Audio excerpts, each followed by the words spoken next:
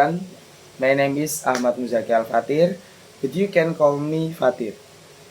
I am a student of the University of August 17, 1945 Surabaya, and my student identification number is 13124000175. My name is Geril Gadama with student ID 13124000181. My name is Astrikita Jayani Putri with number 13124000103. My name is Virgia Puspa Aurora Hanafi with student ID 13124000097. Before getting into the main discussion in this video, allow me to be briefly introduce the topic that we will be covered in this video. In this video, we will discuss topics related to international law in the field of environmental protection, which is currently a significant global issue. First discussion in this video, we will review the concept of Pachamama. In this video, we discuss briefly introducing Pachamama. So, Pachamama can be interpreted as way of life that views nature as a living entity that has its own right. The concept of Pachamama has been recognized and regulated in the legal system of Ecuador and shows many changes, one of which is that many are centered on nature. The next topic we will discuss is about various environmental problems occurring in Indonesia. There are many environmental issues in Indonesia that are already known to the government. And in some cases, the government even chooses to turn a blind eye to these environmental problems. So, in this video, we will discuss several environmental issues.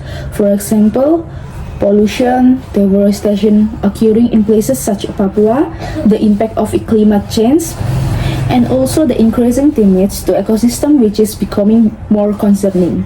And as a conclusion, we will also present the summary of all the discussion that have been explained.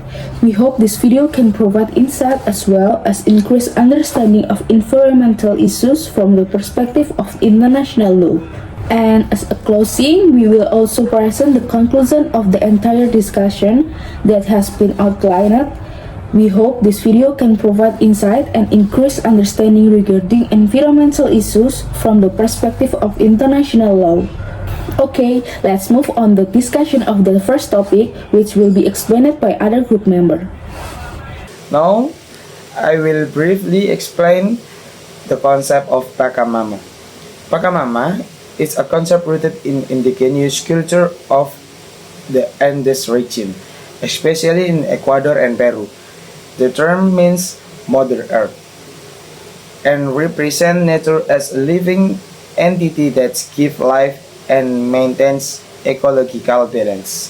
For indigenous communities, human and nature are deeply connected and must coexist in harmony. This concept was later adopted into modern law.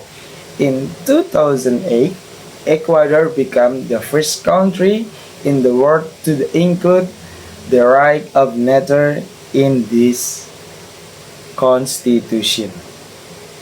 In this constitution, Pachamama is recognized as a legal entity with rights.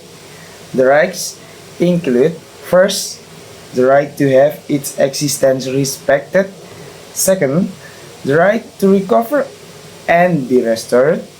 Third, the right to maintain its ecological cycles and process. And the last, the right to be free from significant environmental harm. With this recognition, nature is no longer treated merely as a resource to be exploited, but as a legal subject that must be protected. This approach encourages humans to take greater responsibility in preserving the environment. The concept of Pachamama has also inspired many countries and environmental movements around the world, offering a more holistic and sustainable perspective on the relationship between humans and the natural world. Does Indonesia have a cooperative relationship with Ecuador in the environmental field? Yes, Indonesia has cooperative relations with Ecuador in the environmental sector, particularly in biodiversity conservation, marine biodiversity, and climate change mitigation. In 2025, the Indonesian House of Representatives (DPR RI) and the Ecuadorian Parliament held bilateral discussions. They highlighted potential collaboration in environmental matters, including sustainable energy and maritime ecosystems. Indonesia Forest Minister Mr. Sugiono recently coordinated with Ecuador on marine research in the Pacific. The goal is to strengthen the protection of marine biodiversity from climate threats.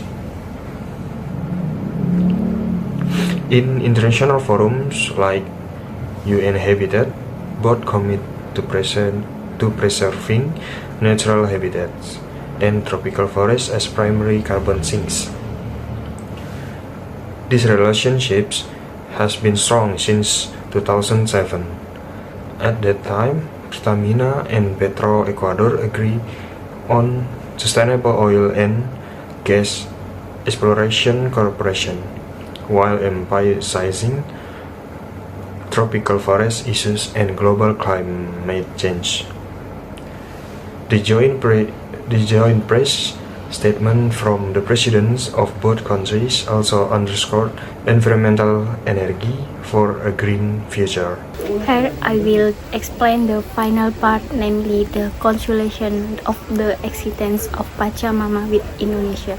Constellation, the Pachamama concept developed in Ecuador, represent a philosophical and legal concept that positions nature as a subject with the right to life, development, and restoration.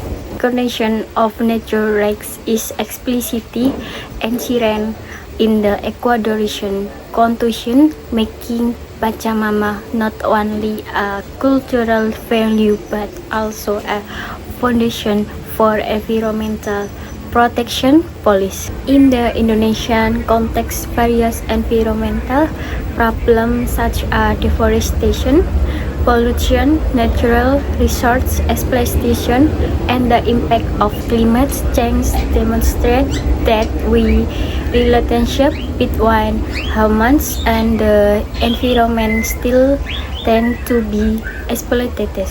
When viewed from a Pachamama perspective, the situation reflects a substantial recognition of nature as an entity that must be respected and protected comprehensively. Regarding international relationship, there is not bilateral cooperation between Indonesia and Ecuador, specifically based on the Pachamama concept. This is because Pachamama is not an instrument of international cooperation but rather a philosophical concept adopted in Ecuador's national legal system.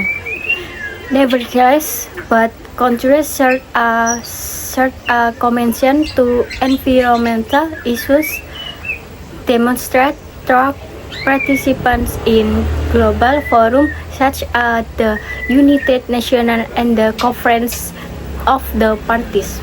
Thus, it can be concluded that Pachamama does not form the basis for direct environmental cooperation between Indonesia and Ecuador. However, its values remain relevant as an alternative approach to strengthening environmental policy and awareness in Indonesia, particularly in effort to build a more harmonious relationship between human and nature. That's all the explanation from our group. If there are any shortcomings in what we convey, we apologize Thank you.